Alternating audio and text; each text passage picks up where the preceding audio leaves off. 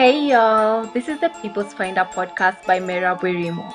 Illuminate that which is hidden within you. Hey, my loves, welcome back to the People's Finder podcast, season 2, episode 7. We are back with another episode, and I'm so happy to be back. I hope you guys are doing amazing. My week has been amazing. I hope your week has been amazing.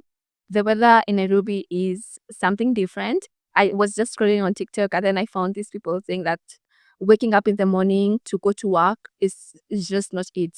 And I just realized that this is adulting. We are adulting now, like it's our season to adult, so we have to wake up no matter what. Sometimes you look outside and you're like, wow, it's so cold. Do I have to do this? But yes, you have to do this. You're employed. You have to wake up. But anyway, guys, today's episode is going to be so different because most of other episode, I do my research and then I put different research together that I found. But in today's episode, I'm going to read from our one source. I'm just going to take it from one source. And it's from the book The Mountain Is You by Brianna West. Let me tell you, this book has carried this whole season. I'm not gonna lie. I think every topic has been inspired by his book. But then this season, I was like reading this topic about, she has named it in this book, it's called Letting Go of Unrealistic Expectations. And as I was reading it, it was so good. I didn't want to remove anything from it.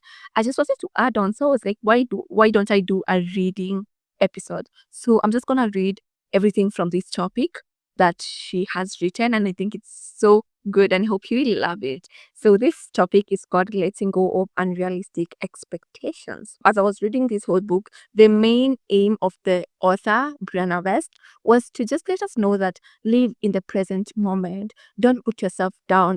Don't wait for that perfect time to reach and tell yourself that that's when you'll be happy. Live life and enjoy life. That's the main goal of just this whole topic. I'm going to start. He opens up the topic by saying, it is not that brave to say you love your body only after you've contorted it or have done surgery to it.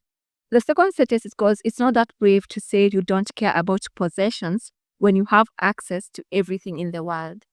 Again, I can't take advice from a rich kid who's like, oh, I don't care about money, but you've been born from money. She goes on and says, when you only find happiness and peace after you've fixed every flaw, mastered every challenge, and are living decidedly in the after part of the picture of your life, you have not resolved anything. Here I understood that she's trying to say that healing comes from the hard times. You can't heal when you've gotten everything on a silver platter. You have only reinforced the idea that you cannot be okay until everything is perfect. And I know most of us live like that. It's like, oh, I will start doing ABCD when I get that dream car or I get that dream house, or I'll start being happy when I get that dream job. I mean, we all have that in our mind. We all think that happiness gotten from a source of maybe financial stability or maybe, future plans, which at some point I get where we come from. But until when are we going to live like that? It's reached to a point where you're like, you know what? Let me just enjoy my process. And in the future, when that thing comes, that's so nice. I'd be so happy. But I don't want to waste these months and years because I don't have ABCD set for myself. This paragraph got me so much. She goes on and says, you change your life when you start showing up exactly as you are. You change your life when you become comfortable with being happy here, even if you want to go forward. You change your life when you can love yourself even though you don't look exactly the way you want to. You change your life when you are principled about money and love and relationships. When you treat strangers as well as you do your CEO. And when you manage 1,000 the same way you would 10,000. Being authentic to yourself. Like you don't treat anyone like so higher than anyone else, or you don't treat small money as if it's so small. Because I was reading this last paragraph where she says when you manage 1,000 the same way as 10,000, and I was like, yeah, clock that. Because when you look at things like our parents literally took 5 kids to school with a salary of 20,000. And sometimes I'm like, how did they do it? Because I hear a lot of people are like, my mom had like 5 kids, we all went to university, but the salary that they were getting was so small. And it's not because actually, oh, the lifestyle there was minimum. I mean, but it's because they tried to live by their means. That's why authenticity comes from. Unfortunately, I think as Nairobi babes, we try to live so above our standards because of so much pressure. Where if we could live with our standard, within our standards, or even lower than our standards, we could have cars right now, we could have lands right now. I think we try so much to impress people. And this is what Brianna West is saying: do not impress anyone. Live below your standards. Don't treat someone else who is a mere nobody and then treat as you very special. Love everybody, treat everyone with kindness.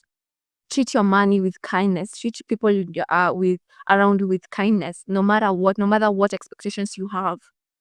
You're looking forward to get a job that pays you 50,000 Kenyan shillings or 100 Kenyan shillings, but how are you handling that 20,000 of yours?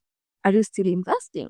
Let's continue. She goes on and says, you change your life when you start doing the truly scary things, which is showing up exactly as you are. That is just being authentic to yourself.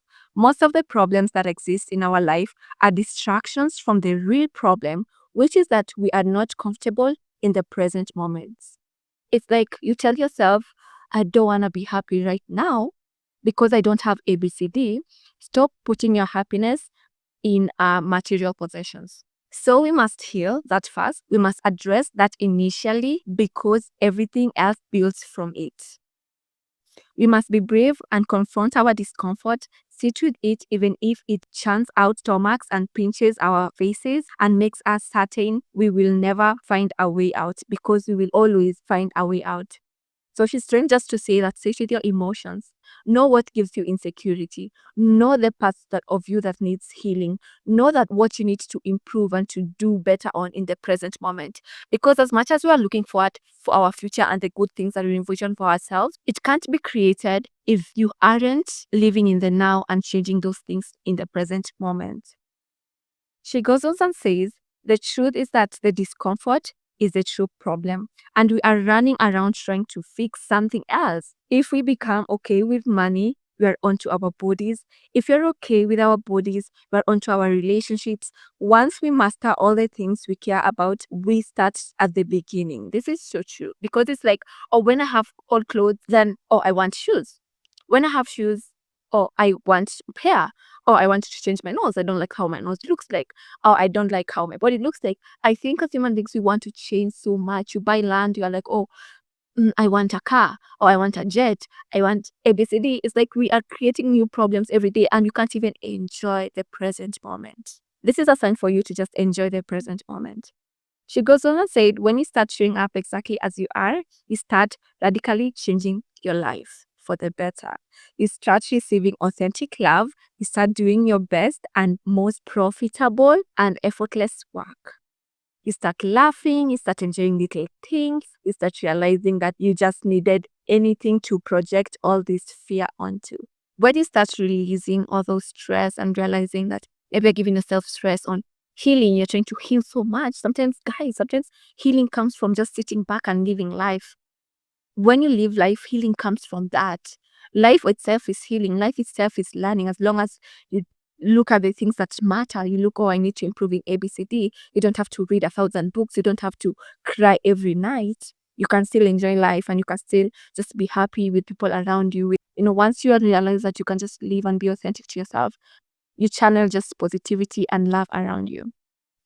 When you start showing up exactly as you are, you cut the bullshit. You declare to the world that you will not only love yourself when it seems that you are worthy. You will not only love yourself because you have that $1 million job, because you have that good car.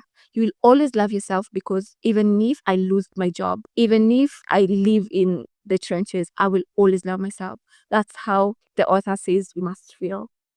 You will not only be principled once you get where you want to be. My principles start now. I will respect my body now, even if I'm not where I feel like I want to be. That's the mindset that we need to have. She goes on and says, the goodness of life is no longer reserved for some version of you that you'll probably never be.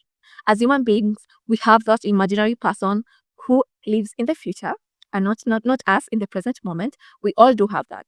For me, I have this Merab who lives in this nice apartment, who drives a nice car. We all have that. But are you doing justice to yourself now if you not live now? Don't reserve the goodness of life from your future self. Use it right now. Wear that beautiful clothes right now. That is me. Honestly, I have some dresses that I never wear because I'm like, no, when I go somewhere else and it's like 1 year. 1 year, I've never gone to that better place that I always think that I will go. That reservation that you have for your future self, use it right now. Love yourself right now. Go take yourself out for massages, for solo dates. Enjoy right now. Hang out with amazing people, you know. She goes on and says that you are showing up as you are today and taking what's yours, not what belongs to some imaginary version of yourself, not what you think the world thinks you're worthy of. You here now. That is the true healing. Healing comes from living now. Stop running away from it. Some of you know that you want to heal, but then you are piling up unnecessary things. You're hanging out with friends, you're drinking because you don't have to, you don't want to live in the feeling. But living the feeling, it's going to be sad, but at the end of it, everything else will be better. She goes on and says, in fact, the universe does not allow perfection. Without breaks and gaps, there will be no growth. Nature depends on imperfection. Fault lines make mountains, star implosions become supernovas, and the death of one season creates the rebirth of the next. The last paragraph in this book is that she says that this paragraph is so nice. She says that you are not here to live up to the exact expectation that you've mastered up in your head. You are not here to do everything precisely right and precisely on time. To do so will require stripping your life of spontaneity, curiosity, and awe. So just live in the present moment and enjoy yourself and enjoy people around you. Healing is a process. Stop forcing yourself onto it. Stop doing what everyone is doing. Life is imperfections. We make mistakes, we stand up. So don't look at your life as if everything is going bad. It's not you alone. Everyone else is feeling the same way. Everyone else is, having their own seasons and their own problems to deal with. So I hope this has motivated you to just enjoy life a little bit more. Come out of the shell, go out and just try to just be happy. Stop being hard on yourself. Stop holding things from that future self of yours that doesn't exist yet. Treat you now as that queen that you are. I hope you guys have enjoyed this episode. Please go buy The Mountain Is You by Brianna West. It just teach so much about transforming self-sabotage into self-mastery. And it's such a nice book. Not sponsored, of course. But I hope you guys enjoyed this episode. See See you you guys guys in the next episode. Bye.